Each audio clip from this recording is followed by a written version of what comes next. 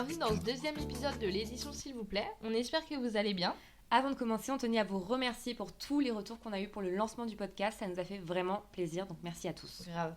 Du coup, pour ce deuxième épisode, j'ai eu envie de faire découvrir un livre de ma bibliothèque à Julie, sachant qu'on lit pas vraiment la même chose, donc j'en ai choisi 3. Et parmi ces 3-là, elle en a choisi un uniquement en se basant sur sa couverture. Exactement. Et évidemment, dans cet épisode, on va spoiler l'histoire, donc méfiez-vous. Regarde pas, je sors les livres. Ok, alors, le premier livre que je te propose, c'est Le violon d'Auschwitz de Maria Angel Anglada. Ça commence bien ton histoire. Non, je rigole. À savoir que je lis vraiment des trucs très drôles. Le deuxième, c'est Respire de Nico Takian. Et le troisième, c'est Purgatoire des innocents de Karine Giebel. C'est marrant parce que le Purgatoire des innocents, ça me dit grave un truc. Il tourne tellement partout. Je me demande si maman l'a pas lu aussi. C'est possible. Alors, en vrai, je t'ai proposé ces 3-là parce que déjà, ils sont un peu différents. C'est pas que des trucs thriller, il y a un meurtre et voilà. Ok. Je ne lis pas que ça, presque. Donc, il y a toutes les tailles en plus. Ouais, je vois ça. Il y a vraiment petit, moyen, grand. Et en fait, j'ai pas trop envie d'en dire plus Ok. parce que j'ai peur de te spoil. Est-ce qu'il y en a un comme ça, direct, qui te saute aux yeux ? Parce qu'en plus, c'est très différent. Le violon d'Auschwitz me dit grave un truc. Et j'aime bien les photos sur les couvertures aussi. Ouais. Et là, c'est une photo noir et blanc d'un monsieur qui joue du violon dans la rue. Donc c'est un peu poétique. Mais le titre te dit vite que ça ne sera pas le cas. Respire, je pense que c'est celui qui m'attire le moins. Mais je pense que parce qu'en fait, je trouve que la couverture, elle fait un peu péter. Tu sais, c'est vraiment une tête de mort dans du sable. Ouais. Et du coup, j'arrive pas à savoir de quoi ça va parler. J'arrive pas à savoir si c'est un truc un peu en mode développement personnel, tu sais, avec un héros qui est perdu ou je sais pas. Okay. Mais en fait, il y a une tête de mort, donc du coup, je me dis, il y a un meurtre. Donc je sais pas. Là, en fait, c'est celui qui me perd le plus. Ok. Et le Purgatoire des innocents, la couverture, elle est grave intrigante. Et c'est surtout le titre, je trouve, qui est assez ouf. Ouais. Enfin, il est... Je sais pas, il donne envie, quoi. Ouais. J'avoue que j'hésite entre le violon d'Auschwitz et le Purgatoire des innocents. Mais je me demande si les deux ont pas le même thème, j'en sais rien du tout. Mais j'avoue que le Purgatoire des innocents, je pense que c'est peut-être celui qui m'attire le plus parce que même si Respire, je saurais pas de quoi ça parle, le Purgatoire des innocents, je saurais pas non plus, tu vois. Ah bah oui, non mais c'est grave. J'ai pas trop d'indications. Que ce soit dans le titre, dans la couverture, et puis enfin, oui, non, tu devineras jamais. Ah ouais ? Bah, tu peux avoir des hypothèses, mais de là à trouver vraiment le contexte et le pitch de l'histoire. Non, mais je pense que je vais partir sur le Purgatoire des innocents. Je pensais que t'allais prendre le violon d'Auschwitz. C'est vrai ? Ouais. Bah, celui-là, il m'attire, mais en fait, vu qu'il est petit, je me dis c'est un truc que je peux potentiellement t'emprunter. Tu l'as lu en combien de temps ? Tu te souviens ou pas ? Quand tu les as lus, ces bouquins ? Lui, celui-là ? Ouais. Purgatoire, je pense que j'ai lu en un mois et demi. Il a un peu et l'histoire... Enfin, je m'arrête là. Mais 1 mois et demi, je dirais. Ok, et les 3, tu les as aimés ? Les 3, je les ai aimés, pas tous de la même manière. Ok. Lui, je l'ai vraiment... Purgatoire des innocents, j'ai vraiment... C'était mon préféré des 3. J'ai vraiment adoré. Cool. Ouais, et c'est un livre qui a grave tourné sur Internet, etc. Okay. Il a fait beaucoup parler. Ouais. Et c'est un très très bon livre. Ok. Respire, je l'ai moins aimé, mais l'histoire est quand même intéressante. Et le violon d'Auschwitz, moi, je l'ai adoré. Il était trop bien. Ok, trop bien. Mais je crois que... Enfin, celui-là, je serais chaude de t'emprunter aussi. Ah, mais grave. C'est ma mère qui me l'avait donné, il est incroyable. Non, vraiment, il est vraiment top. Mais Purgatoire des innocents, franchement, je pense que c'est... Le meilleur ? Ah ouais, moi j'ai vraiment trop adoré. Ok, en une semaine, c'est faisable. Non, je pense pas. C'est vrai ? Bah... Non, mais si, je vais y arriver. Oui, mais c'est pas... Après, en fait, je trouve ça dommage si tu te forces à le lire. Ah oui, non, mais bien sûr. De toute façon, je te dirai si je sens que c'est trop short. Mais après, il est super, mais sachant que c'est pas non plus c'est pas une comédie musicale, oui, quoi. je me doute bien, ouais. Le titre. Oui. Non, donc... mais j'espère que tu vas l'aimer et que tu vas pas regretter ton choix. Non, je pense pas. Donc, Julie, t'as lu Purgatoire des innocents de Karine Giebel. Est-ce que tu peux d'abord nous faire un petit résumé de ce livre ? Oui, tout à fait. Alors, le roman débute par le braquage d'une bijouterie de la place Vendôme. Ouais. Le braquage tourne mal, mais les 4 braqueurs parviennent à s'échapper. Il y a Raphaël, William, Fred et Christelle. Okay. William, c'est le petit frère de Raphaël et il est gravement blessé. Ils vont réussir à prendre en otage une vétérinaire dans la campagne du coin qui s'appelle Sandra. Sa maison à elle est perdue dans la pampa et elle va leur servir tout simplement de planque en attendant qu'elle parvienne à guérir William. Et en parallèle de ça, on suit un prédateur sexuel qui kidnappe 2 adolescentes. Et en fait, il va rentrer chez lui avec ses 2 proies. Et on se rend compte finalement que chez lui, c'est tout simplement chez Sandra, sa femme, là où se cachent les 4 braqueurs. Et là, on va changer de dynamique. Le pédophile, donc Patrick, est en fait un fou complètement sadique qui va garder en otage ses jeunes proies, mais également les braqueurs. Voilà, mon petit résumé. C'est un très bon résumé. Merci.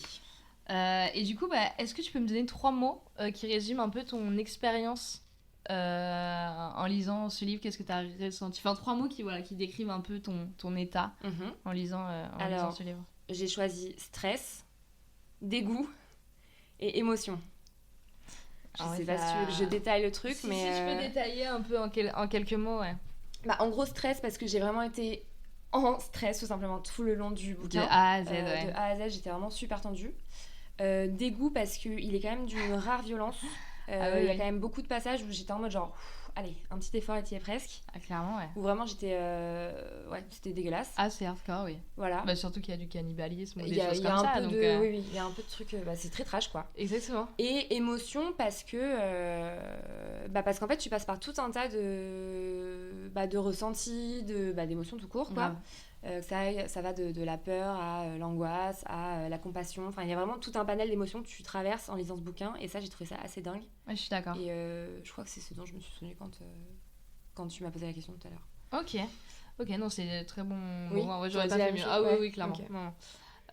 Okay. Ok, donc ce qu'on va faire, c'est que, comme pour l'épisode précédent, je vais te poser des petites questions autour de ce livre. Est-ce que tu es prête à affronter mes questions? I am ready. Ok. Alors, première question. Parmi les personnages, lequel était le plus attachant, selon toi? Moi, je pense que c'est Raphaël.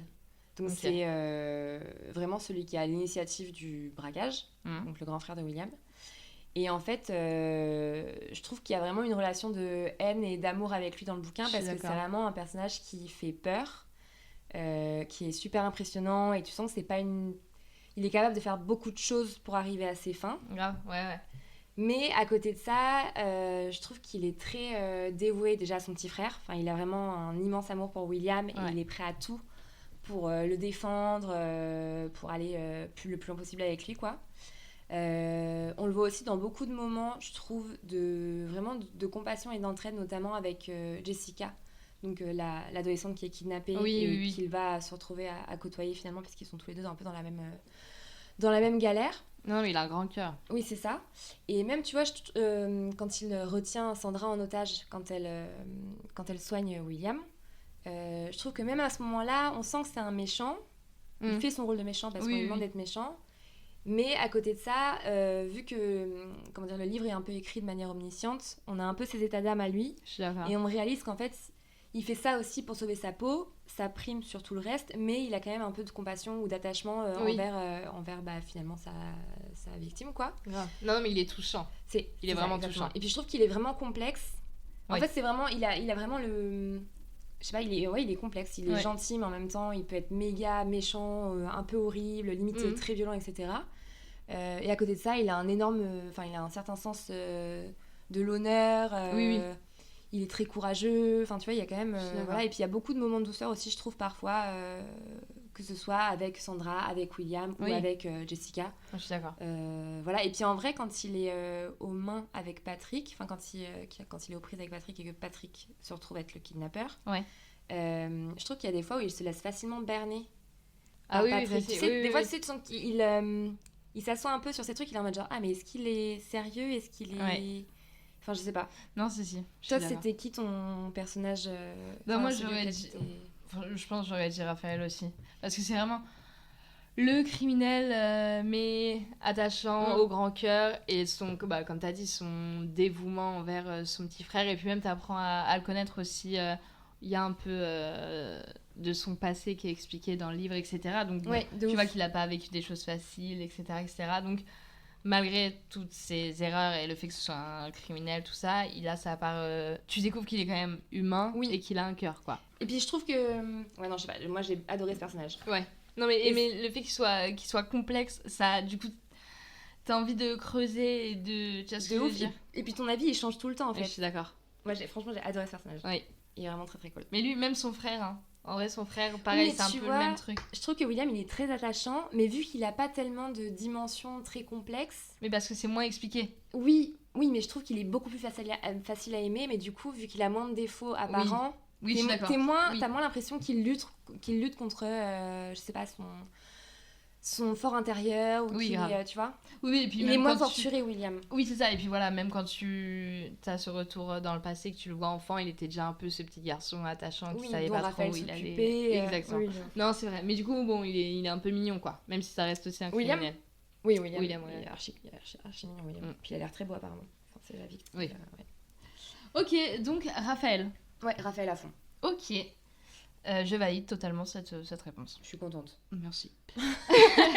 On passe à la deuxième question ? Faisons ça. Ok. Alors, selon toi, Sandra est-elle une victime ou un bourreau ? Alors déjà, peut-être qu'on peut faire un petit récap de qui est Sandra pour les gens qui n'ont pas lu le livre ou pour les gens qui ont lu le livre il y a un certain moment. Sandra, c'est la vétérinaire chez qui donc les braqueurs vont se réfugier pendant leur cavale le temps que William guérisse. Pardon, je te fais du pied. Exactement, je croyais que c'était le chat. Et donc à la base, c'est elle qui est prise en otage en fait par les braqueurs. Et en fait, plot twist, quand son mari revient avec ses 2 proies, il s'avère qu'en fait, c'est la femme, c'est la femme du méchant, quoi. En gros, oui. Voilà. Et c'est la femme du méchant dont elle est complice également, puisque lui, il ramène ses victimes chez eux. Mais femme, entre guillemets, parce qu'avant d'être sa femme, c'est pas sa nièce c'est sa nièce. Ouais. Oui. Ça, on l'apprend à la fin. En fait, Patrick et Sandra, c'est un couple consanguin, quoi. Mais tu le sentais un peu ? Non. Alors ça, je l'avais pas vu venir par contre. Ah ouais ? Non. Tu voyais qu'entre eux c'était quand même un peu chelou. Je voyais que c'était bizarre, mais je pensais plus que moi que c'était vraiment une fille comme une autre, enfin une fille comme une autre, une victime comme une autre, dans le sens où je pensais vraiment qu'il l'avait enlevée et qu'il s'était attaché à elle et que tu vois, il avait... oui, mais du coup tu t'es posé la question de c'est pas juste un couple qui... Ah oui, non. Tu vois, oui. Mais déjà, je trouvais que dès le début, la comment dire, enfin je sais pas, toi à quel moment tu t'es douté qu'il y avait un truc bizarre, mais moi au tout début quand ils débarquent dans la maison et qu'elle leur dit non mais mon mari va bientôt rentrer et tout, et qu'il lui demande par exemple ses codes d'ordinateur et qu'elle lui dit ah non Patrick c'est un gendarme et genre il me donne pas ses codes d'ordinateur. Oui. J'étais un peu en mode ouais. Il y a quand même c'est bizarre. Je suis d'accord. Ouais. Non, je suis d'accord pardon. Donc voilà pour Sandra. Donc, ok. Et donc pour toi, est-ce que c'est plus une victime ou un bourreau, ou les deux d'ailleurs?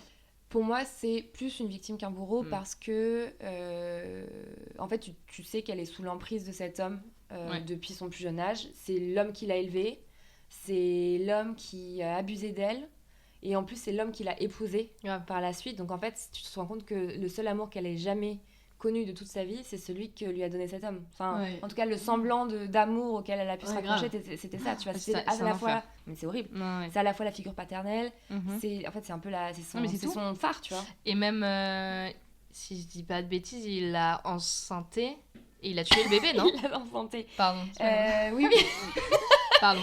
Non, mais ils ont fait un bébé et il a tué le bébé après. C'est encore. Ouais, ils ont eu 2 bébés qu'il a tués. Ouais. Donc non, pour moi elle est à 100% victime parce que du coup il y a ce truc un peu de passé où elle est dans cette situation depuis sa naissance limite. Mais après, est-ce que t'as pas quand même ce truc où tu te dis, t'as quand même une part de toi qui ressent un peu de haine parce qu'elle aide quand même son mari à kidnapper et entretenir les jeunes filles avant de les torturer et de les tuer. Si, mais je trouve quand même que sa part de victime d'une emprise.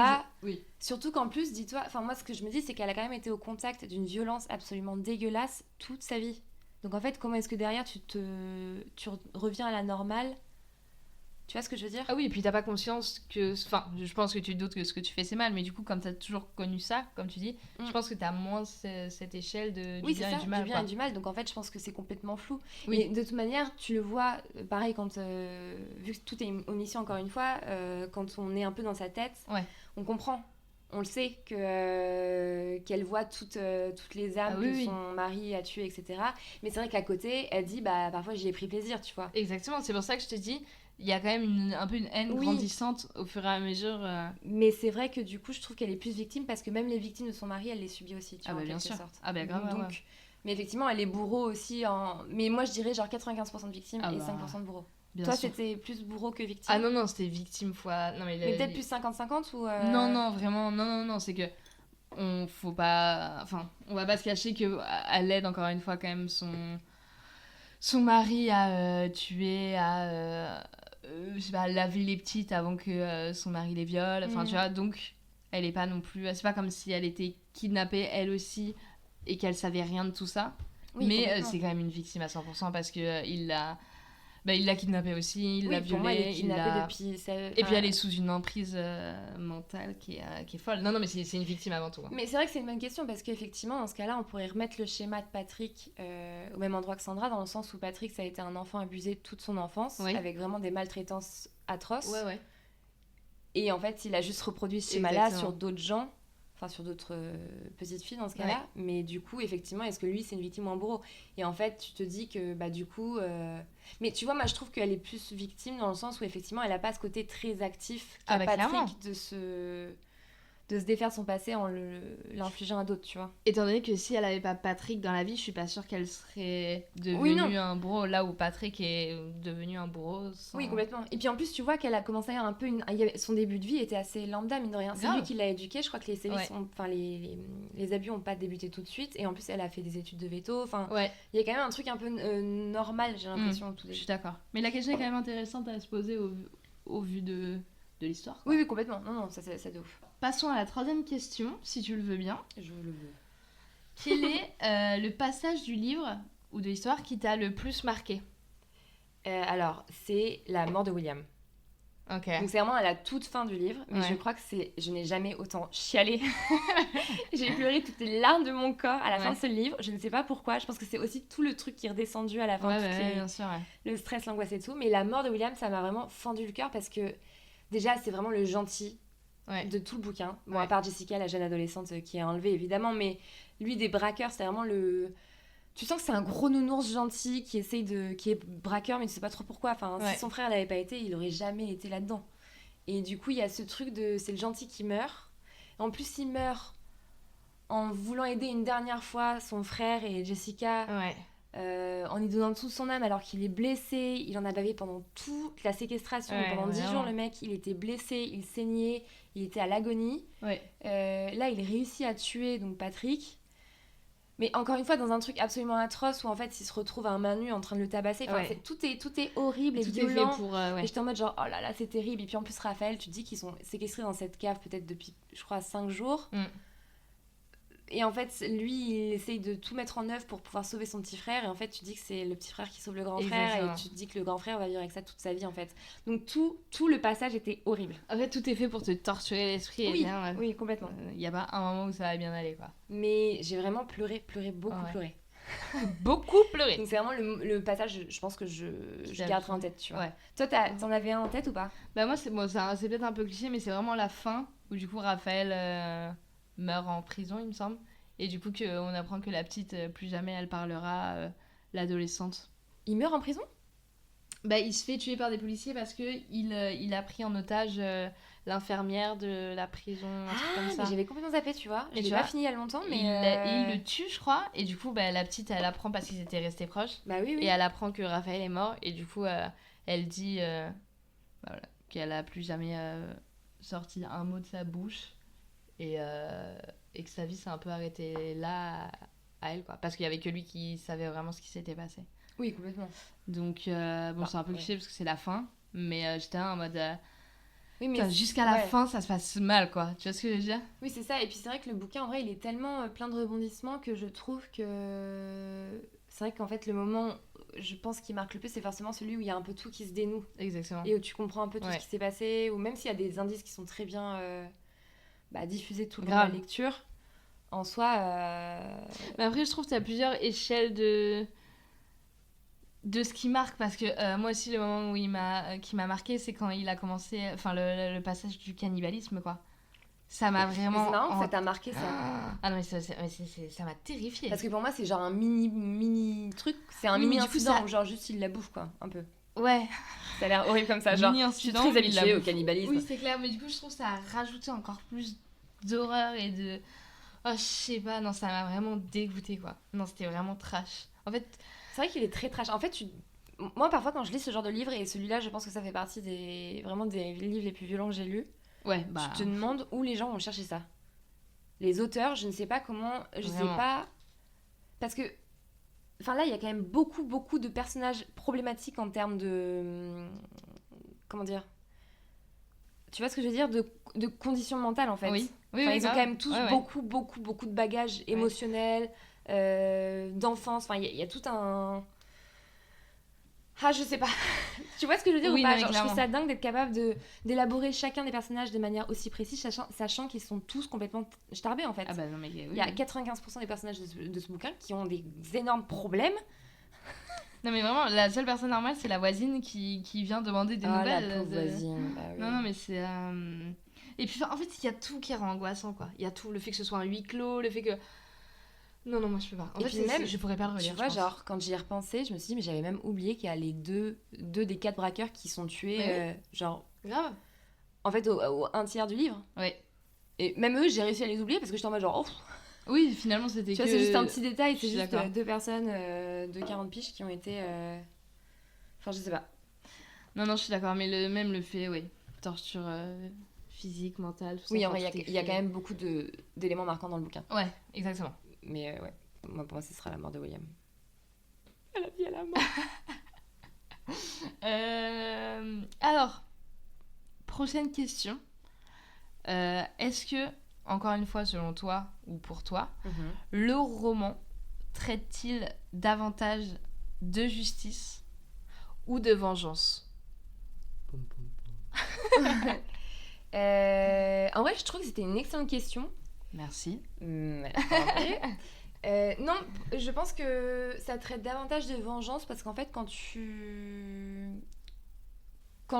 fais un peu le topo de tous les personnages, j'ai l'impression qu'ils agissent tous plus ou moins justement dans un souci de vengeance. Donc par exemple, si tu prends Raphaël, c'est donc un braqueur qui veut clairement se venger déjà de la vie de un peu pas jeune pauvre, mais tu sais, il vivait quand même dans une certaine précarité.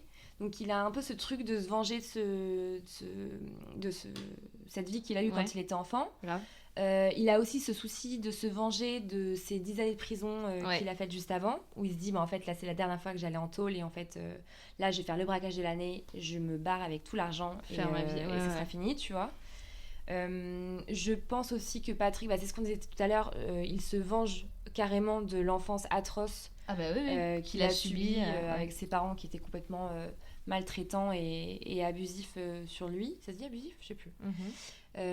Donc lui, pour moi, il se venge carrément sur ses victimes aujourd'hui, en fait, en leur faisant manger ce que lui, il a subi. Quand tu prends Sandra, je pense qu'il y a aussi une sorte de vengeance dans le sens où parfois tu la vois agir dans cette optique-là, je trouve. Par exemple, quand eux, ils sont à la maison, enfin quand les braqueurs sont dans la maison, que Patrick revient, tu sens qu'elle est en mode genre, je vais un peu venger ce moment où moi j'étais victime des braqueurs. Grave. Et où là, ils vont savoir qui est le malade mental dans l'histoire et qui va, tu vois.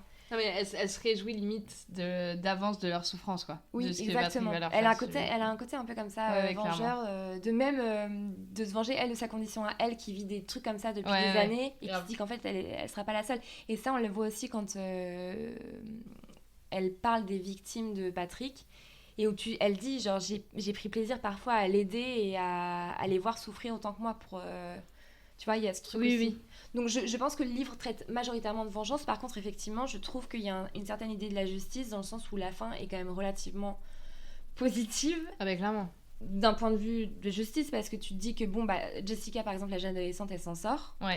Vivante. Le pédophile, il meurt. Alors, vivante, clairement pas indemne psychologiquement, mais elle est vivante. Elle est rendue à ses parents. Donc, tu dis, alors, même si sa meilleure amie, elle est passée... à la casserole. Enfin, elle est morte, quoi. Voilà. Raphaël, il est mis sous les barreaux. Ouais. Mais bon, après... Oui, au moins, t'as cette satisfaction de dire, Patrick, le pédophile, lui, il est mort. C'est ça. Il serait sorti vivant, ça m'aurait énervé. Franchement, j'aurais pas... c'est ça. Mais c'était pas une justice de conte de fée, dans le sens où, tu vois, William, il est mort. Il y a quand même en fait, tout le monde est mort, à part Raphaël. Non, Raphaël, Sandra et l'ado. Oui, c'est vrai que la majorité des personnages meurent. Ouais, sinon tout le monde meurt. C'est marrant. Ouais. Toi, tu t'en penses quoi? Ah non, je suis d'accord avec toi, c'est plus de vengeance. En fait, tout le monde se venge un peu tout le monde, mais même si tu prends dans les personnages secondaires, les autres braqueurs, genre par exemple Christelle, qui meurt tôt dans le livre, entre guillemets. Pareil, elle, tu vois que ils l'ont recrutée, elle est encore ado, ou jeune, je crois même. Et tu vois que, pareil, elle a pas eu une vie très facile, du coup, elle essaye de faire des braquages pour s'en sortir. Enfin, ils ont tous, en fait, comme ils ont tous un background un peu lourd, quoi. Et du coup, ils essayent tous un peu de se venger sur leur enfance ou sur leur passé qui est un peu lourd et douloureux. Oui. Donc non, en vrai, je suis plutôt d'accord avec toi. Ok, je suis super contente. Est-ce que t'es prête pour la dernière question? C'était un roulement absolument pathétique. Oui, je suis prête. Alors, dernière question. Un peu plus complexe. Pourquoi l'autrice a-t-elle choisi d'associer les mots purgatoire et innocent, d'où le titre Purgatoire des innocents? Purée. Ouais. Bah alors, bon, comme la dernière fois, on sait que tu m'as donné les questions 10 minutes avant de... Oui, plus ou moins avant d'enregistrer, donc j'ai un peu réfléchi. Mais plus j'ai réfléchi, plus ça me semble très bizarre. En fait, j'ai cherché la définition de purgatoire, donc c'est lieu où les âmes des justes expient, se purifient de leurs péchés avant d'accéder au paradis. Pour moi, c'est pas une définition qui correspond à ce titre parce que ils sont tous, il y a pas que des justes, et en plus, ça m'étonnerait que la majorité d'entre eux accèdent au paradis. Je ne pense pas, non. Et ensuite, il y avait lieu où tant d'épreuves, d'expiation. Donc à la limite, je pense que c'est ça. Oui, grave. Mais en fait, ce que je comprends pas, c'est le fait d'allier, enfin de nommer innocent. Je vois pas qui dans le bouquin pourrait être désigné comme étant innocent. Soit ça fait référence à eux quand ils étaient jeunes. Donc par exemple, tu prends une Sandra toute jeune qui était du coup à l'époque innocente. Mais dans ce cas-là, pourquoi est-ce qu'elle aurait besoin d'expier ses péchés? En fait, j'ai du mal à saisir le... Oui, j'ai carrément la notion de purgatoire. Ouais. Parce qu'au final, je pars du principe qu'en fait, là, ils sont un peu dans un enfer sur Terre. Et là, tu sens qu'ils traversent beaucoup, beaucoup d'épreuves. Et qu'en même temps, ça leur permet de remettre en question ce qu'ils ont fait, de regretter leurs actes passés, certains trucs qui se sont passés qui n'étaient pas bons. Ouais. Et en même temps, je vois pas en quoi ils sont innocents. Ou alors, pour moi, c'est plus un truc où, du coup, globalement, dans le bouquin... Tout le process a permis... Non, même pas. Franchement, t'en penses quoi, toi? Non, mais alors peut-être que aussi il y a ce côté innocent, mais plus en mode victime. Oui. Tu vois ce que je veux dire? Okay. Et du coup, genre, en vrai, ils ont tous un peu été, à part Patrick, enfin ici même de son enfance. Ouais. Donc en vrai, ils sont tous un peu victimes, soit de leur passé, soit des circonstances, soit nan. Donc c'est peut-être aussi dans ce sens-là, tu vois. Oui. Mais du coup, est-ce que victime veut dire innocent? Pas forcément, mais il y a peut-être un truc qui va dans ce sens-là, tu vois. Parce que moi, au tout début, je m'étais dit, est-ce que c'est pas, tout un process où, en fait, ça permet aux âmes que Patrick a prises, à toutes les jeunes filles qu'il a tuées, finalement, d'en fait passer dans l'au-delà en se disant, c'est bon, bye-bye. Ça n'a aucun sens ce que je dis. Tu vois ce que je veux dire ou pas? Grave. Le fait juste de processer tout ce qui se passe sur Terre là actuellement et se dire en fait cet homme qui m'a torturé, violé, tué, en fait c'est bon, on peut s'en débarrasser, donc moi je peux partir de mon côté. Après tu donnes la signification que tu veux. Oui, bien sûr. Mais du coup j'avoue que j'ai du mal à lier les deux. Ouais. Et j'ai essayé de voir un petit peu ce que l'autrice... J'ai un peu triché. J'ai essayé de voir s'il y avait une raison à ça et j'ai pas trouvé. Moi aussi, quand j'avais trouvé la question, j'avais regardé parce que du coup, ça avait été intéressant d'avoir sa réponse à elle. Mais non, mais c'est vrai que et en effet, elle l'a pas dit. Donc après, précisé. à nous d'interpréter un peu comme on veut. Mais du coup, c'est pour ça que je pense que c'est plus une idée globale du purgatoire des innocents où tu dis, il y a un truc où ils expient leurs péchés, où ils sont tous un peu coupables de quelque chose et en même temps où c'était des gens innocents à la base. Exactement. Et oui, ils sont tous innocents. C'est plus l'idée globale, je pense, qui est saisissable. Ouais. Donc voilà. Mais je trouve que le titre, par contre, est très stylé. Je suis d'accord, c'est très intéressant, ouais. Et le livre est très stylé. Le livre, franchement, il est très stylé. Oui. Moi, j'ai beaucoup aimé. Stylé, je sais pas si c'est le terme, mais il est très bien. Oui, il est très bien. Non, et puis en plus, moi qui lis quand même très peu de thrillers, mine de rien... Et c'est pas devenu plus facile. Ça reste un excellent thriller. Je l'ai vraiment, par contre, je l'ai lu en une semaine, je pense. Ouais. Même pas. Je l'ai vraiment dévoré. Donc, non, vraiment excellent livre. Et je pense que si je lui donnais une note, ce serait genre 4,8 sur 5. Alors, 4,8. Oui. Pardon. Non, mais tu vois, je lui enlève un peu des points parce qu'il est quand même très dur à lire. Ouais, il y a vraiment oui, des je fois. vois. Moi, vraiment, le truc tout ce qui est sévices sexuels et tout, ça me fout un cafard. Ah oui, et puis là, Mais au-delà du t'es cafard, c'est servi, vraiment, hein. ça me dégoûte, tu vois. Ouais, et ouais, je suis d'accord. Je suis là. Oh là Ah, ça fait un peu là. Et puis, mal, tu sais, ouais. t'es obligé de le lire parce que c'est pas comme si t'avais des images sans le son. Oui, tu grave. vois, Ouais. T'es obligé de lire le truc parce qu'en fait, tu risques de louper des éléments importants ou des détails ou des trucs comme ça. Et puis là, plus t'avances, plus c'est pire. Oui, c'est ça. Donc, Enfin, c'est quand même assez hard. Mais c'est bien parce que je trouve que le temps de respiration qui est donné quand tout se résout, Ouais. il est assez long, donc ça te permet quand même de prendre le temps de souffler. Je sais pas comment expliquer. Oui, si, Tu vois, tout le... Mais en même temps, t'es quand même en...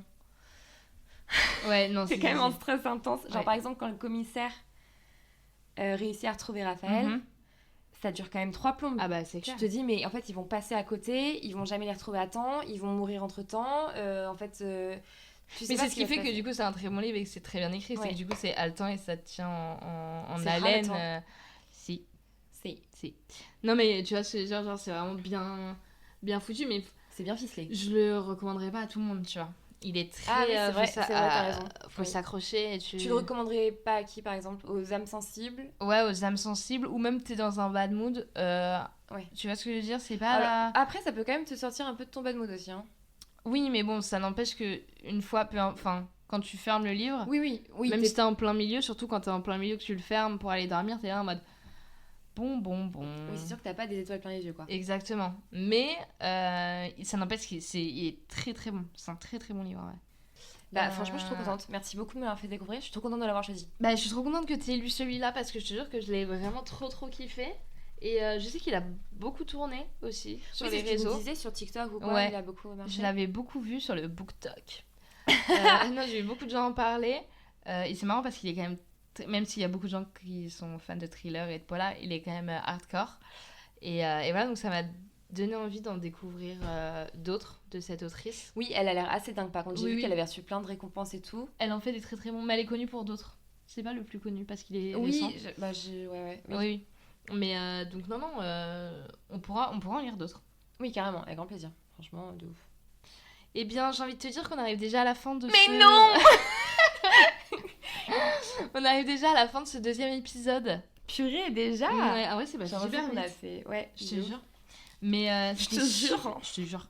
C'était super cool. On espère que c'était super cool pour vous aussi. De ouf, j'espère que vous avez kiffé. Et n'hésitez pas d'ailleurs, si vous avez lu le livre, à nous dire aussi ce que vous avez pensé. Et même à répondre aux questions, enfin vos avis sur les questions, si vous en avez. Et voilà, n'hésitez pas à nous suivre sur notre page Instagram. Oui. L'édition. S'il vous plaît. C'est notre nom. Et à nous donner vos retours, vos avis, et voilà quoi. Ouais, n'hésitez pas. Et en attendant, nous on va profiter de notre meilleur bouquin en terrasse finalement. Et on se retrouve bientôt pour le prochain épisode de l'édition s'il vous plaît. Bye. Bisous.